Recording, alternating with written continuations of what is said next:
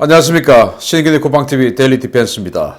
김정일 죽은 지 10년 지나서 북한에서 여러 가지 소식이 들려오는데 과연 김정은이가 굳건하냐 이런 거 가지고 지금 이 관영 매체들, 우리 대한민국의 관영 매체로 평가받는 그런 자들, 그런 언론들이 김정은의 권력이 공고하다 어마어마하게 빨아제끼고 있는데, 저희 시각 그리고 노동신문에 나와 있는 여러 가지 기사, 정론, 논설들, 시론 이런 거 보면 정말 충격적입니다. 김정은 곧 죽을 것 같습니다. 그래서 위기의 김정은, 북한 최고 지도자 교체되나?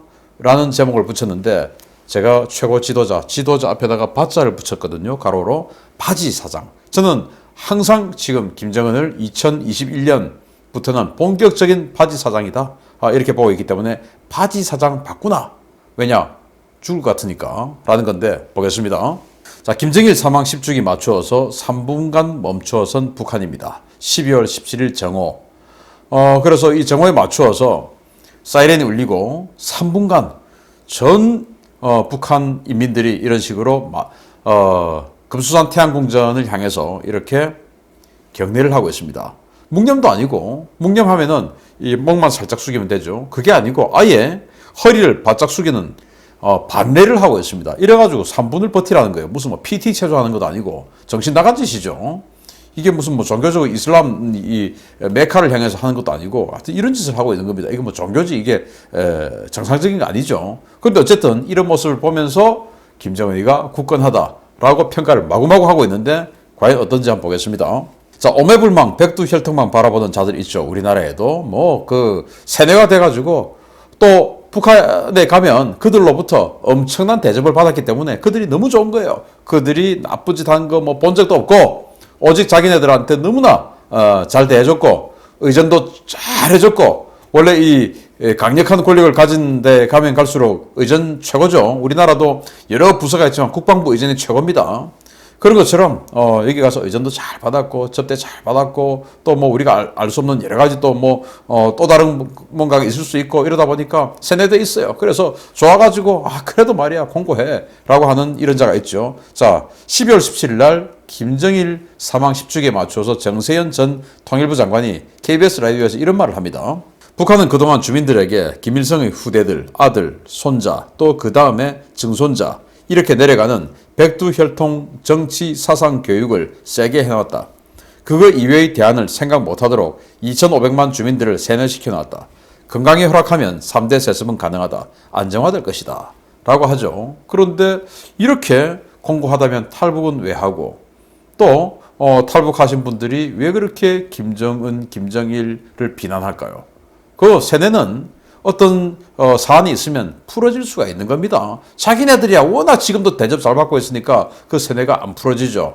그런데 일반 국민들, 인민들은 풀어질 수밖에 없어요. 왜? 이제 정보가 소통되기 시작하니까. 아무튼 자, 이 사진을 가지고 지금 이 관영 매체들 이런 데서는 제가 관영 매체라고 하면서 진짜 우리 국가에서 운영하는 그런 매체 아니고 정말 국가에 헌신하는 듯한 이 청와대 의 눈치만 바짝 보고 그쪽에 안테나를 세우고 있는 언론들 많죠. 그 언론들은 이걸 분석을 이렇게 합니다. 이야, 김여정 권력이 상승했어. 랭킹 한 14위쯤 됐네. 그래서 김여정 권력이 이 정도 올라가는 데는 김정은의 입김이야. 그러니까 이 백두혈통들이 완전히 공고해 라고 마구마구 물고 빨고 하고 있습니다. 그래서 여기 김정은이가 서 있고요. 김정은 오른쪽 옆으로 조영원 정치국 상무위원이 있고, 그 옆에 박정천 군의 최고 수장이죠. 정치국 상무위원 또 있습니다. 또 왼쪽에 김덕훈 내각총리 있고, 그 옆에 오수용 제2경제위원장, 그리고 조직지도부장 김재룡이가 있고, 그 옆에 김영철 통전부장이 있는데, 그 옆에 김여정 노동당 부부장이 있다. 자, 이래서 이게 지금 이제 김정일의 사망을 추모하는 그 추도식이니까 그 추도사를 지금 최룡해가 읽고 있죠. 이런 상황에서 앞줄에 서 있는데 여기 굉장히 권력성이 높은 스케이트장 아줌마도 계시네요. 아무튼 이런 상황이다 보니까 김여정이 엄청 올라왔어. 이렇게 이야기하는데, 이게 정말 이 백두혈통들이 권력이 공고해졌을까요? 한번 보겠습니다. 그래서 김정은이가 한 달 만에 완전히 가버렸습니다. 11월 15일 날 삼지연에 가서 새로운 살림집 건설 현장 지도하던 김정은인데, 얘도 사실 김정은인지 아닌지 장담할 수 없는 그런 사람이죠. 그런데 어쨌든 이 김정은이하고 불과 딱 한 달 차이, 한 달 이틀 상관인데 12월 17일, 여기는 11월 15일. 애가 완전히 가버렸습니다. 아무리 자기 아버지 죽어서 그걸 추모하는 추모식 행사라고 해서 슬픈 표정을 짓고 공손한 표정을 짓고 그렇게 한다라고 해서 그거하고 사람이 이렇게 가는 거하고는 다르죠. 멀게 가지고 완전히 이거 정상 아니죠. 누가 봐도 방금까지 어마어마하게 폭탄주를 한 100잔 정도 퍼마시고 왔든지 그게 아니면 폭탄주를 한 100잔 정도 퍼마신 것처럼 몸이 완전히 지금 정상이 아니다라는 거 아니겠습니까? 희한하죠. 그래서 한 달에 한 번 나타날 때마다 달라지는 김정은이 정말 이상이 없을까요?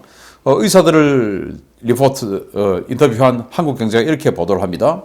의학계에서는 고도 비만인 김정은이 당뇨와 고혈압 같은 합병증으로 인해 체중이 빠졌을 가능성도 제기했다. 당뇨 합병증이 발생할 경우에 10kg 이상 체중이 급격히 빠지고 합병증이 발생하는데 가장 무서운 게 심혈관 합병증이다. 당뇨병 환자 사망 원인의 50에서 80%가 뇌졸중, 심근경색증, 동맥경화, 말초혈관 막힘 등 심혈관계 질환으로 알려졌다. 심혈관 막혀가지고 그냥 죽는 거요. 심근경색이죠. 김일성, 김정일 다 심근경색으로 죽었죠. 김일성은 진짜 심근경색으로 죽었는지 아니면 죽임을 당했는지 알 수는 없지만 어쨌든 김정일이는 심근경색으로 죽은 거 맞죠? 뇌졸중에 의한 합병증으로. 자, 그렇게 해서 자기 할아버지, 아버지 다 심근경색인데 얘도 그렇게 될 것 같다. 근데 상태가 자기 할아버지나 아버지보다 훨씬 더 심각하죠. 딱 봐도 언제 밤새 안녕해도 전혀 이상함이 없는 정말 어이없는 상황입니다. 나이 38에. 자, 그래서 지난 김정은의 10년, 김정은이가 김정일이 12월 17일 날 죽고 나서 그해 12월 30일 날 조선인민군 최고사령관에 추대되면서 그때부터 본격적인 공식적인 북한의 최고 지도자가 되었어요. 그리고 지금 딱 10년이 왔는데 그 10년 동안 김정은이를 업적이라고 평가를 합니다. 북한에서는. 업적 맞습니까? 아니죠. 실정이라고 우리는 이야기를 해야 되죠. 지난 10년은 김정은의 시대였는데 그 김정은의 시대를 노동신문에서 정말 어마어마하게 칭송을 했는데 북한은 말이죠. 이 노동신문을 다 읽고 그날 저녁에 총화를 해야 돼요. 즉 감상평가를 서로가 다 해야 되는 겁니다. 그러면 이걸 북한 인민들이 다 읽어야 되는데 이걸 읽고 북한 사람들이 맞아 우린 그렇게 생각해 라고 생각하겠냐라는 겁니다. 노동신문 정론 제가 읽어드리겠는데 여러분들 아마 손이 다 오글거리고 자 내가 북한 인민이라면 이라는 생각을 하고 제가 읽어드리는 이 노동신문 정론을 한번 들어보십시오. 분노가 치밀어 오르지 않겠습니까? 보겠습니다. 경애하는 김정은 동지의 영도 따라 억세게 전진하여 온 10년의 혁명 여정에 삼가 이 글을 드린다. 10년은 기나긴 역사에서 순간과도 같다. 하지만 이 길지 않은 세월은 세기와 맞먹는 목격하고 체감해온 우리 자신들도 놀라운 기적들을 무수히 창출하였다. 수도 평양은 10년 지도의 중심축이다. 풍치수려한 대동강 기슭을 따라 새 시대의 문명을 성도하는 창조물들이 연이어 일떠섰다. 능라인민유원지와 문수물놀이장, 미림승마구락부와 평양육아원, 애육원, 평양양로원, 인민야외빙상장과 유경원, 종합봉사선 무지개호와 과학기술전당, 그리고 황홀한 새 거리들. 그 하많은 새 이름과 새 모습들을 하나의 화폭으로 집약하면 문명 발전의 대로천 전람관을 이룬다. 이게 이러면서 이제 몇 문단 더 있어요. 그러면서 삼지연에 있는 거, 원산에 있는 거, 온갖 이런 이야기들을 또 신의주에 있는 거, 온갖 이야기를 다 합니다. 근데 이걸 보면 인민들이 그래 나 거기 가봤어 정말 좋아. 나 거기 매주 가니까 너무 좋아. 행복했었어. 이렇게 하겠습니까? 그건 뭐야? 그건 뭔데? 평양육아원 그건 뭐야? 우리 애들은 지금 이렇게 살고 있는데 애육원 그게 뭐야? 우리 애들은 지금 이렇게 굶주리고 있는데 평양양로원 우리 아버지는 이렇게 지금 길거리에 죽었는데 인민야외 빙상장 그건 또 뭔데 도대체? 종합봉사선 무지개 이게 뭐냐? 크루즈선 같은 거예요. 이런 걸 만들어 놓고 지들끼리 그냥 호화 파티하면서 노는 겁니다. 이런 걸 인민들이 봤겠어요? 그런데 이걸 또 알아라는 거죠. 그러면은 열받겠죠. 그리고 평양에 있는 그 정말 어마어마한 거리들 그거 다 돈 들여서 만들었겠지 않습니까? 그거 만들면서 니들 돈 내. 평양에 건물 지어야 되니까 지방에는 니들 돈 내. 그리고 니들 평양 오지 마. 하고 단속하죠. 이거 지금 열받지 않겠습니까? 그러면서 이제 이런 이야기를 또 합니다. 전 세계를 한꺼번에 조선의 강군 충격으로 뒤번지게 한 심야 열병식, 상상을 초월하는 황홀함과 독특함, 절묘함과 격세지감으로 우리도 놀라고 세계도 매혹해하였던 그 여운은 지금도 잦아들 줄 모르고 있다.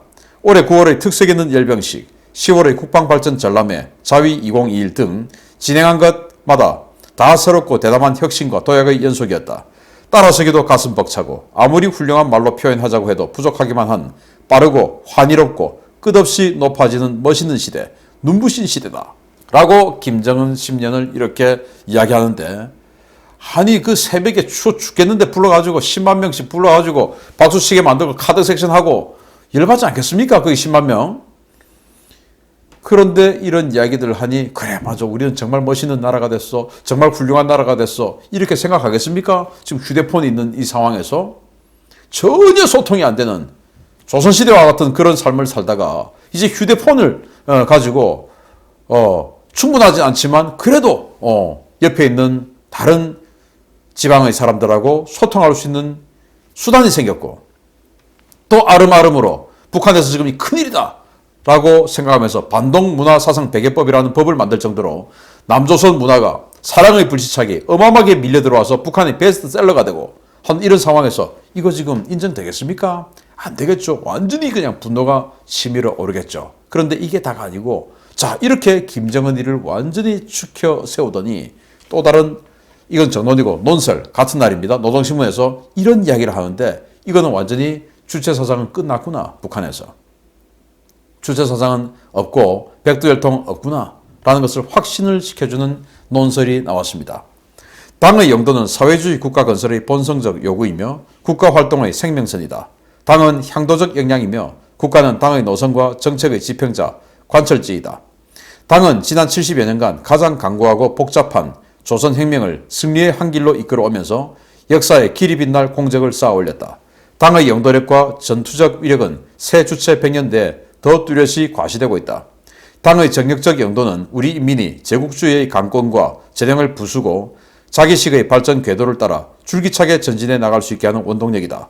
당 사상과 정치에 의해 인민이 국가와 하나의 운명 공동체를 이루게 되는 것이다. 라고 말하면서 당의 영도를 따라라 라고 이야기를 합니다. 앞에서는 정론에서는 김정은이 이렇게 훌륭한 분이야.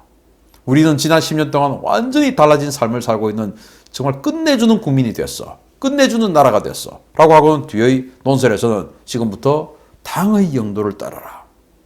수령의 영도에 따라서 인민이 자각하고 그 자각을 바탕으로 뭔가 조직을 일구어 나가는 이게 주체사상의 핵심 근본인데 수령 없어요. 즉 이제 북한은 주체사상을 배격하는 겁니다.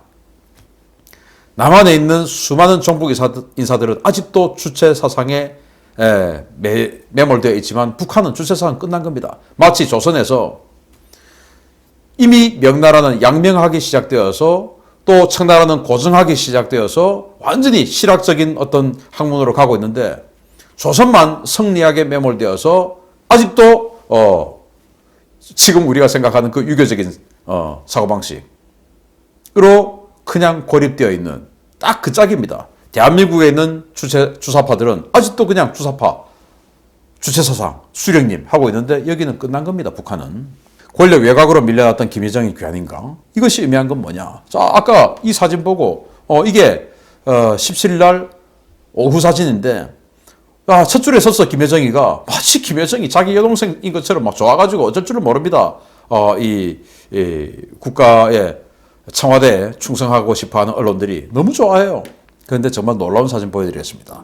이날 불과 몇 시간 전 금수산 태양궁전에 참배하러 간 사진입니다. 첫 줄에 당연히 김정은이가 서 있죠. 그리고 그 옆에 뭐 조영원, 최용해, 박정천 다 이렇게 최고 지도자들 서 있네요. 그 둘째 줄에 이제 잘 나가는 사람들 서 있죠. 그리고 셋째 줄, 넷째 줄 김여정이가 넷째 줄에 서 있어요. 아니 이게 뭐냐? 그래서 세봤습니다. 60번째가 넘어요. 이게 말이 됩니까? 여기서 분명히 14위라 하고 뭐 지금 뭐 난리가 나 있는데 불과 몇 시간 전에 60번째가 넘는 자리에 서 있습니다. 이 말은 뭐냐? 진짜 권력을 가지고 있는 자가 여정이 너 뒤로 가.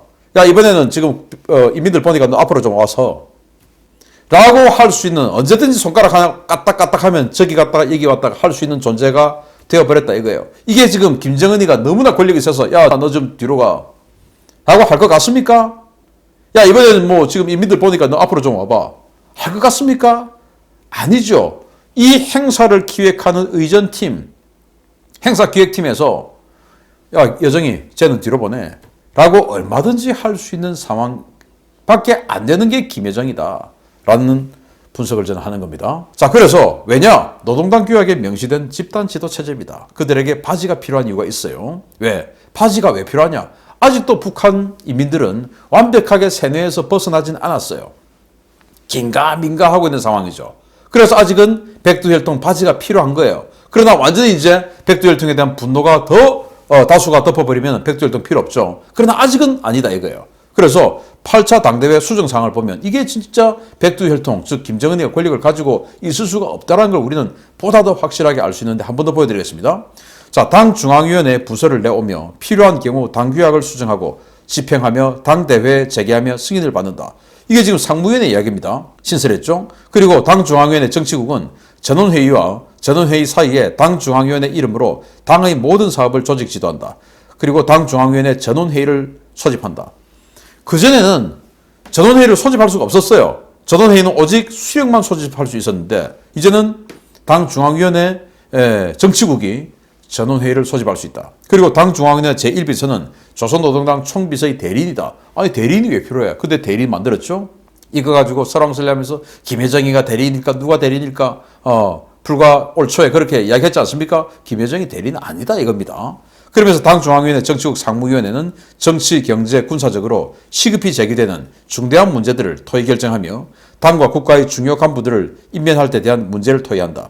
조선노동당 총비서의 위임에 따라 당 중앙위원회 정치국 상무위원회 위원들은 정치국 회의를 사유할 수 있다. 그래서 정치국 상무위원, 즉 조영원, 박정천, 김덕훈 이런 자들이 얼마든지 정치국 회의를 사유할 수 있고 또 그 앞에서 전원회의를 소집할 수 있고 그리고 여기서 인사권을 다 가질 수 있고 라고 바꿨어요. 그전에는 수령이 모든 걸 다 했죠. 이게 집단지도체제 아닙니까? 아직도 세뇌가 되어서 김정은이가 다 갖고 있어. 그리고 김여정을 올려줬어. 라고 할 수 있는 겁니까? 아니에요. 그래서 새로운 바지사장 후보 김여정의 수명은 어떻게 될까요? 수명은요, 그냥 백두혈통의 그 존재감이 한 30% 정도까지 살아있을 때는 수명이라고 봅니다. 왜? 필요하니까. 그런데 그게 그 밑으로 떨어지면 이제 필요가 없죠. 오래된 이야기인데 작년 4월 23일 국민의힘 태영호 의원이 인터뷰했던 내용이죠. 김여정에 대해서 북한 기성세대는 이렇게 생각한다라는 거죠. 현 체제를 받들고 있는 세력은 다 60, 70대로 그들 눈으로 보는 김여정은 완전히 애송이다. 김정은이 중태에 빠지거나 사망한다고 해서 그 자체가 즉시 북한 내부 혼란으로 이어지진 않을 것이다. 최측근 보좌들이 김여정을 새로운 지도자로 받들고 가겠느냐가 문제다. 이번 기회에 한번 갈아 뽑을 것이냐? 그런 고민들을 분명히 할 것이다. 김여정 체제가 김정은 체제처럼 오래 갈 것 같지는 않다. 라는 거예요. 작년에 그냥 괌 한 번으로 남북 연락사무소 폭파시키고 했던 바로 그 퍼포먼스 할 때 그때 이야기입니다. 그래서 김여정이는 결코 세지 않다. 아까 보셨지 않습니까? 오전에는 60 몇 번째 가 있다가 오후에는 14번째 와 있다가 그냥 왔다 갔다 하는 겁니다. 야, 너 뒤에 가서 그림 안 나와. 야, 이번에는 좀 분위기 좀 만들어야 되니까 앞에 와서 이런 겁니다. 그래서 격화되는 이런 권력 암투 속에 터져나온 바지 교체 가능성. 북한 미래는 어떻게 될 것이냐. 야, 아무리 봐도 빨리 죽지 않겠습니까? 곧 죽을 것 같아요. 그러다 보니까 중국, 러시아가 이 국경 지역에 어마어마한 병력, 전력을 집중시키고 있죠.